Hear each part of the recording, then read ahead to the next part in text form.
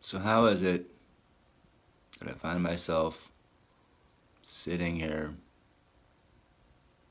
late at night staring at a phone?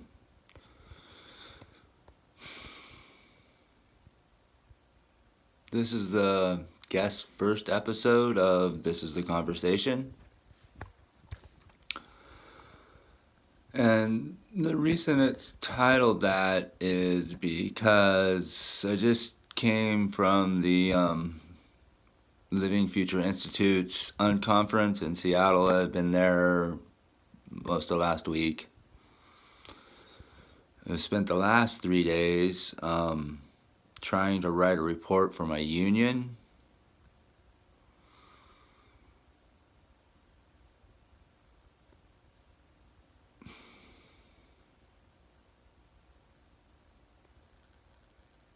It's really hard to say how I got to this point, but I was at a after hours with my wife. It was really nice because it's a spot in Seattle. The Monkey Loft's upstairs, and when we go out for date night, that's where I take her. And I didn't realize that when I had her invited her in. It's just, I don't know if you've ever done a conference, but it takes some time. First one for me, it was insane. Nothing has ever prepared me for something like that. It was an experience. It was pretty crazy. For me, anyway, from where I come from and what I do and what my life has been to this point. So, we're at that gathering, and this cat asked me, "What's your biggest takeaway from this?" And like with most things, anything, I mean, I'm experiencing this problem in my union itself. It's outreach and education, because people forget their history. And if you don't know where you've been, how can you stop yourself from repeating mistakes that were made before that you don't need to make again? But anyhow, dude asked me that question, and so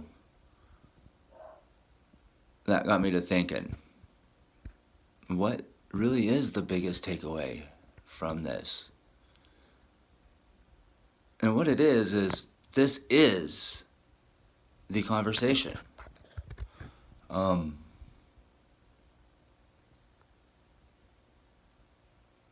More to the point, why isn't this the conversation? I think the reason that it's 1 a.m. after 3 days of writing, and I can't write for shit. I don't know how to write a report. I don't.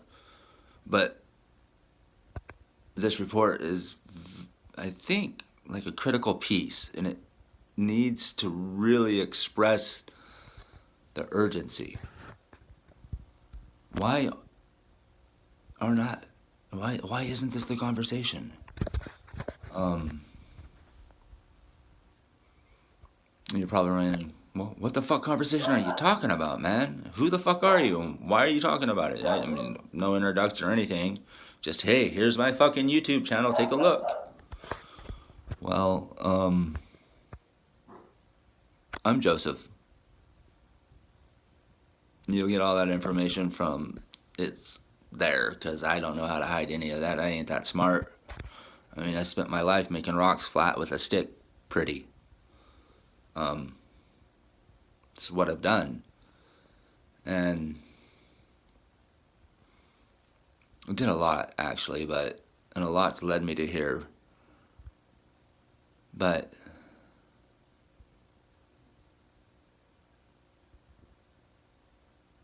it's messed up. Yeah, what would get me here now like this? Really, you know how they always say, oh, the only thing that'll unite humanity, look at that, fucking words up already. The only thing that would unite humanity is a global crisis. The aliens are coming, or whatever, something that could kill humanity would unite us all. Well, deep down, I mean, like, in my soul, it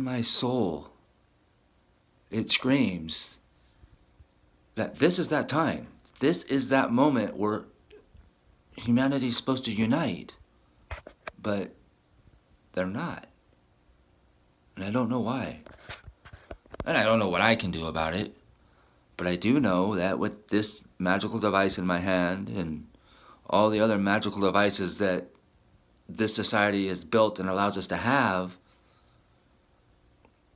I can put a voice out there. I can create a YouTube channel, which is where this is going to go.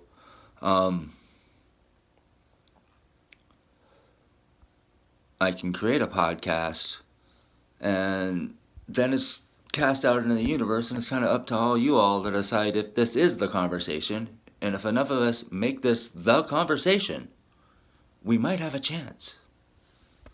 But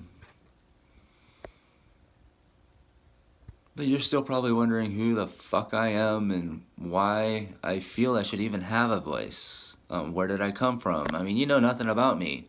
You don't know that I grew up in the woods, so close to nature, worked outdoors all my life. My grandparents had a nice little Greasy Spoon restaurant, learned my work ethics from my grandmother.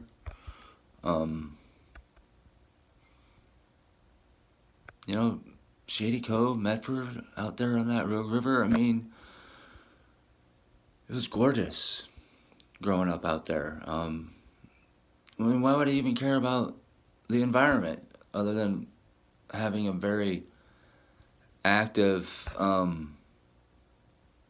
environmentally sound mother? She ended up getting a master's degree in environmental education, which is amazing. You wouldn't know that at 17 I joined the Army National Guard on a split op, which was, at the time, I went to basic training my senior summer. So instead of out being a junior playing junior-senior, I was in basic training, Fort Jackson, South Carolina. And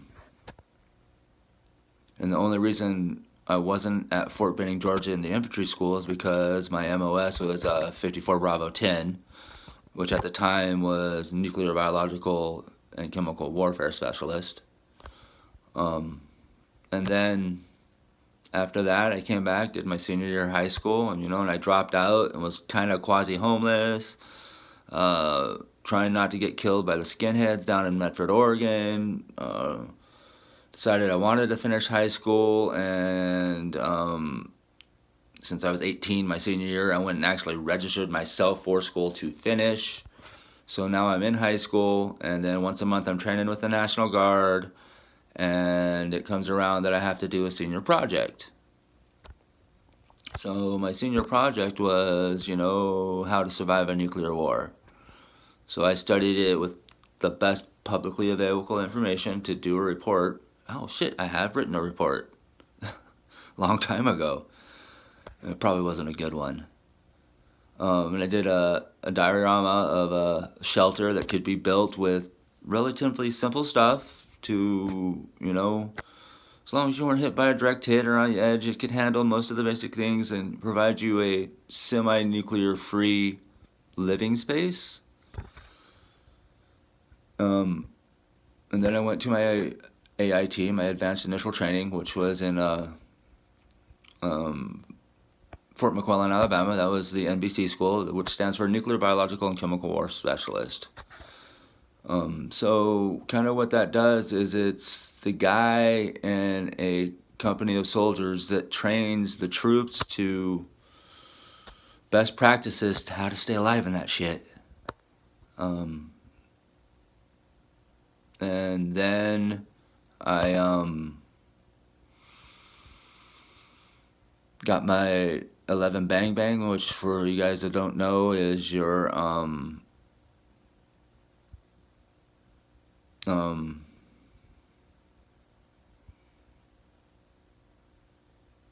infantry school. That's what it is. Sorry, I get lost in my head thinking back like that. So, and I also, field sanitation, this, that, and the other thing. It was a good experience for me, and I wouldn't say I was the best troop. I made E4 more than I made E3 more than I made E4. I made both of them several times, both Spec 4 and Corporal. I never did get my sergeant stripes. Kind of would have liked to be a sergeant, but, luckily, I didn't actually have to do any combat time.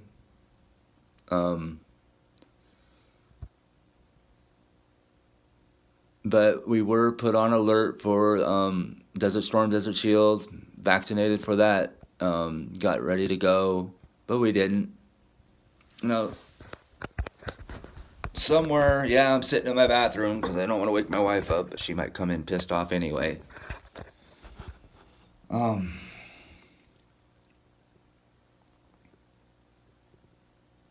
Somewhere in there, the government issued new general orders, and being the person I am, and after I learned to read late, I had a hard time picking it up. But once I got it, I really understood the power of reading. I would pretty much read anything I could get my hands on. I haven't been reading as much lately because of this distractive world we're in and this bastard phone in my hand. And, for me to make my nut, I have a part-time job that it takes for me to get to and from work. And work can be whatever it is. I'm a concrete finisher, union concrete finisher. You never know when you start throwing mud down. You got to be there till it's done. You're the finisher. So you ain't leaving till it's finished, unless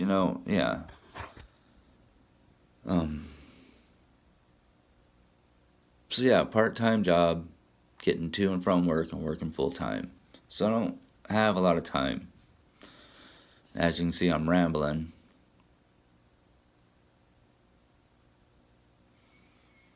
So, about the mid-90s, that's where we were. Sorry, I had to get back to it. New general orders came out from the government, and when I read through them, it seemed like the troops had a kind of a differently structured chain of command and could be put into direct chain of command from police forces, or just read off to me. And when you get in, cops, I don't know about firemen, but I'm pretty sure it's the police and the politicians and all them.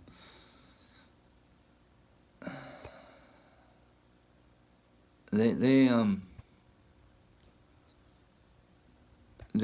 take an oath to the Constitution of the United States. And I didn't realize at 17, when I took that oath, how much it would shape the rest of my life.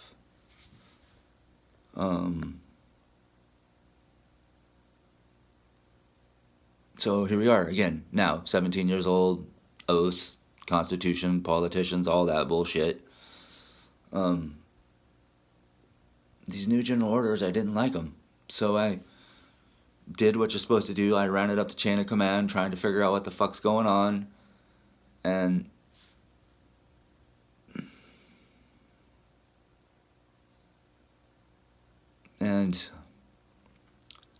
old Vietnam vet, Sergeant Louis Painter, Staff Sergeant Louis Painter, I don't remember where he was at it. He finally sat me down one day at a table and says, "Well, son,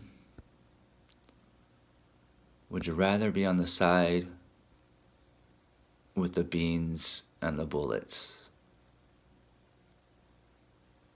It's kind of a rough question, to ask someone.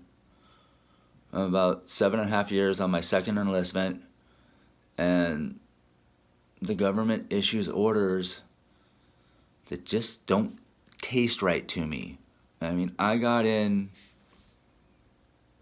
on the hoorah, rah, rah of the American way of life, life, liberty, and the pursuit of happiness.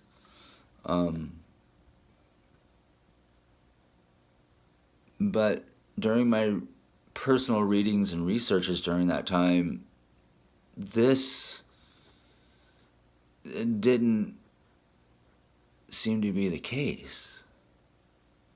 And I was on the side of the American people and the Constitution of the United States, first and foremost.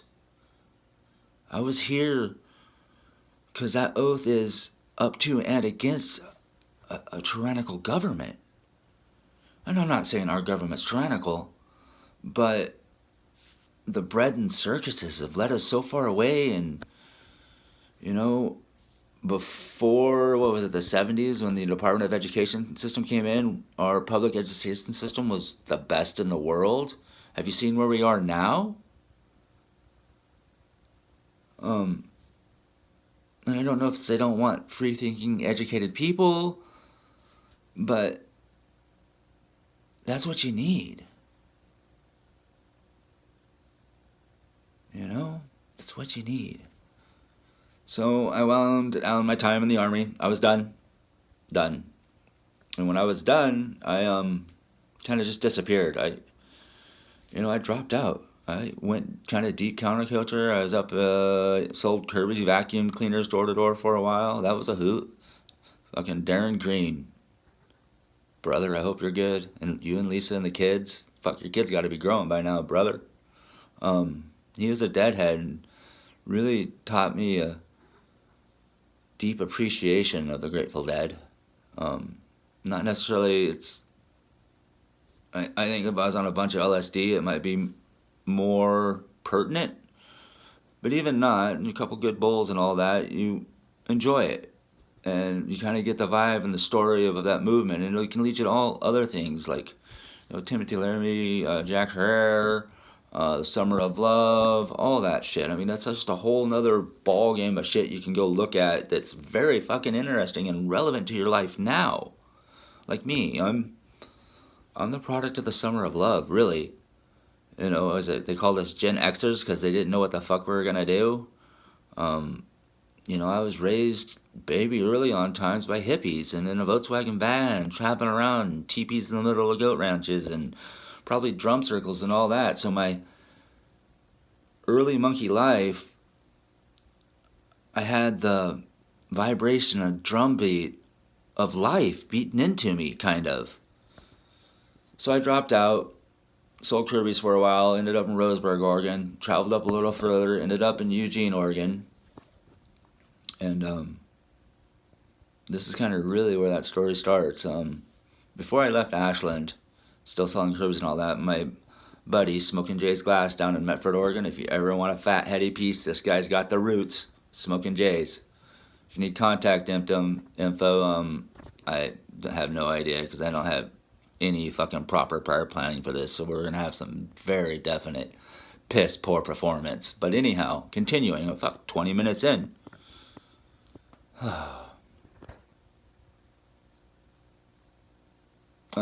JT, running with a crew down in Ashland, Darby, Holmes, Brom, all those brothers that were back in the roots in the 90s doing the glass movement, well, they were hooked up with this homeboy. And so I had glass way before anyone else. And not only that, and I didn't realize it at the time, I had fucking heady glass from some of the best glass blowers in the world and movers and shakers on this movement with lessons directly from Bob Snodgrass, the whole deep thing, fucking Dead Family, things I didn't even realize until later on, these counterculture groups that were out there.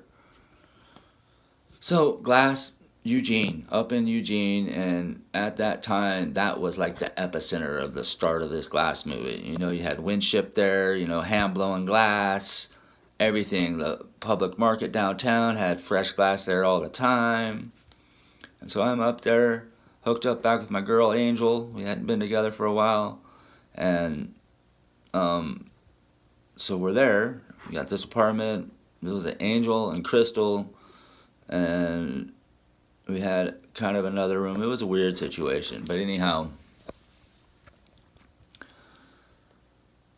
I'm kind of working temp services at that time. And I'd been sent out to Foster Farms. I'm working in their slaughter plant putting frozen chickens in a freezer in a box labeled for the store to be shipped out. Price labeled, everything ready to go. They just have to put it on the shelf. Factory farming at its best. And night shift, and so the night before, the girls said, "Hey, we're going out to Triangle Lakes tomorrow. You're going with us." And so we cruise out there, and we meet these cats out there. We're smoking a bowl with them out at Triangle Lake on the rock, and this cat, Uncle Joe and Red, I think it might have been Uncle Joe, Tenna, and Red, say, "Oh, you want a job? We need workers and all that." Because there was a labor shortage. There's an construction market, just like there is now. So if any of you motherfuckers need a job, unions are screaming, and you can go from whatever you got right now to middle class in less than a year. Unless you're a dumb fucker like me and has no financial skills, you might be able to manage that better. But you can do it. There's loot there. Still gonna say contact me, but I don't know how you can. But anyhow, they say, yeah, call this dude. So to remind you, I've been up all night, pretty fucking drunk, stoned. They give me this number. And that phone call right there kind of set the tone for the rest of my life. I mean, it just did. That's just what it did. So I called dude up. That was Rudy Tenna. I says, yeah, I want you here at 4 a.m. with a pair of rubber boots and a hard hat. Now, I'd done little construction things here and there through the temp service before. I mean, so I had construction experience. I built some cool shit as a kid, but this was really my first endeavor into commercial concrete. So I go down to Fred Meyer, and I get myself a hard hat and a pair of rubber boots. And I show up. So this is the second floor of a parking structure in Eugene, Oregon. It's on Broadway Street. You all know where it is. And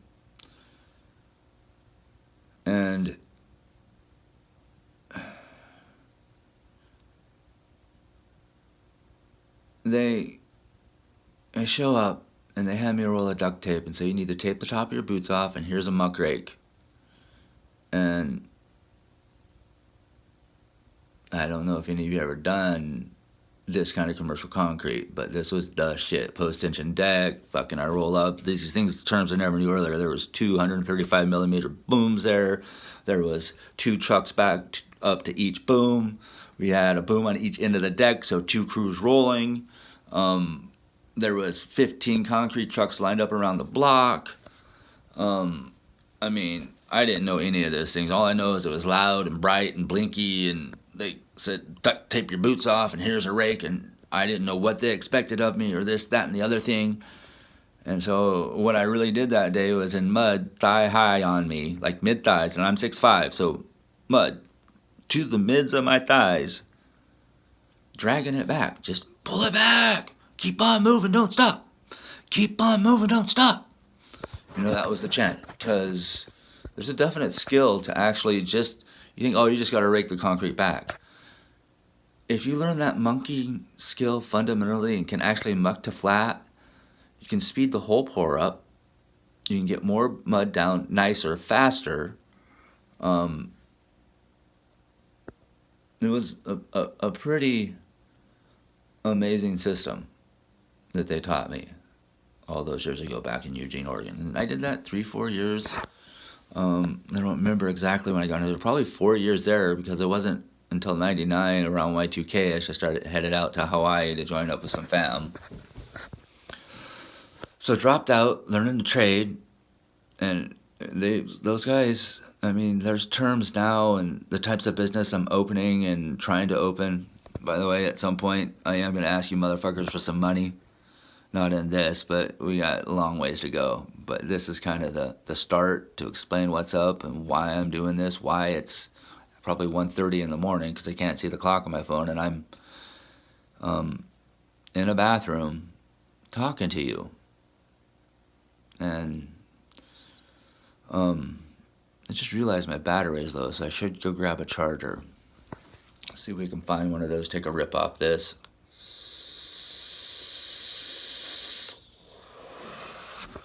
Oh, I wish that was some pot, but...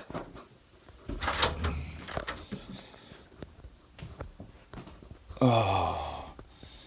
In the crazy, crazy, crazy, crazy, crazy, crazy days. Okay, guys. Yeah, I know this is boring for you, but it's just getting off my chest. I doubt any of y'all will ever actually watch this, but I'm gonna post it. It will be on YouTube. Now I gotta find a place to plug this shit in without showing you how fucking messy my house is.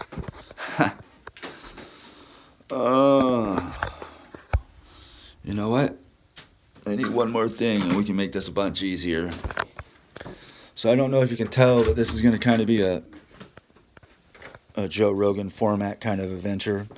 And I know this shit is shit, but this is really all directly related to Joe Rogan. He was like, hey, anybody can do this. You got an iPhone. Just do it. So that's where we find ourselves. I'm doing it because, you know, this is that moment. This is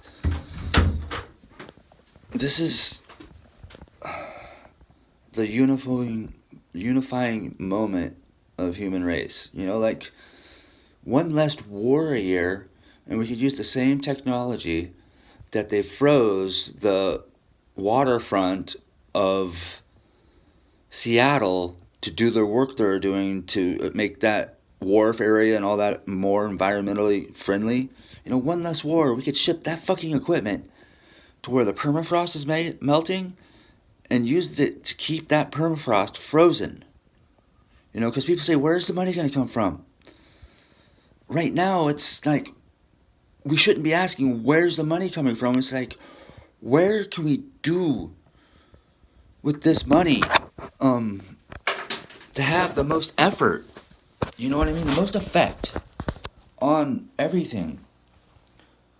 But, I mean, you know, we could keep the methane in the ground up there, but we're too busy with this divide and conquer that's going on, the bread and circuses.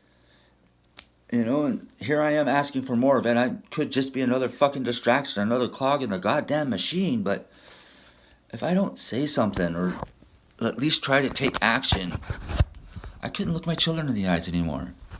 I mean, there's a group of beautiful future people out there at livingfuture.org that have sustainable living homes. I mean, the only reason I know about them is because those are the kind of homes that I've been thinking about building, and buildings I've wanted to build my entire life. I mean, when I started looking at Real Goods in the 90s down in Eugene, Oregon, and reading about the solar panels and the dude down there that could go 6 months without sunlight and still have electricity, and realizing exactly how just delicate and precarious our environment is, and, you know, being a wildland firefighter and handling flood things when I was in the National Guard, which makes me want to reach out to groups like Team Rubicon. You know, and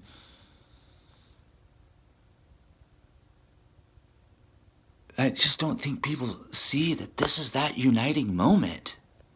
You know, this is the time we need to put our differences aside. If we don't, it's going to be fucking Mad Max. Without the nuclear war, it'll be man-made. And by that point, way beyond our control. I mean, the quickest way to cool the world off quick is a nuclear explosion. But that's not a viable option. Because right now, with, what is it, the Intergovernmental Panel on Climate Change, or whatever it is, IPCC, something like that. I don't know. I'd have to go into my notes and shit on it. But I mean, they're talking dramatic, sweeping changes across all aspects of life. Dramatic, sweeping changes. Okay.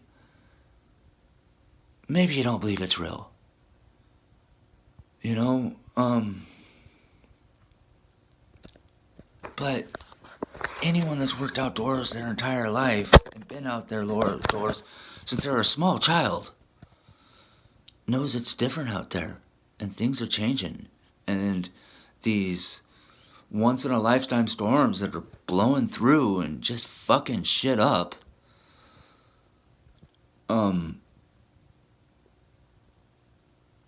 are not how it's supposed to be. Whole communities being wiped out by forest fires, and here in the Pacific Northwest, our Cascadal and Olympic Mountain snowpacks, and wherever else we fucking are supposed to have snow, it's not there. And